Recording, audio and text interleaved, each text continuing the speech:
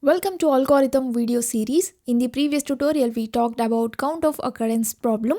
In this tutorial, let's discuss the logic behind the count of occurrence problem and its solution. Here, input is a sorted list containing duplicate elements and a target value, and the output is number of times that target appears in the given list. When duplicate elements are allowed in a list, a number can appear multiple times.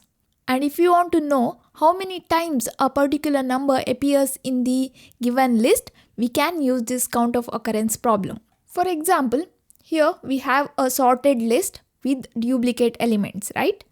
So if I take target as 30, here 30 appears multiple times, here 4 times, that's why we'll get output as 4. One of the important point here is all duplicate appears together in the sorted list. So that's why by finding the last occurrence of the target element and first occurrence of the target element, we can find count of occurrence of the target element easily. In the previous tutorial, we used binary search algorithm to find the first occurrence of the target element and last occurrence of the target element. Then we used this formula last index minus first index plus 1 to find the count. Here list is sorted. Because of that, duplicates appears together.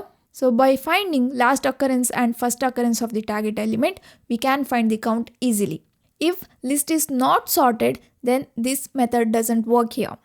And also you can solve this problem using linear search algorithm also.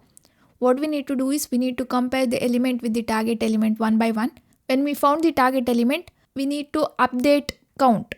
That is 10 equal to 30. It is not. Then go to the next element. 20 equal to 30. No.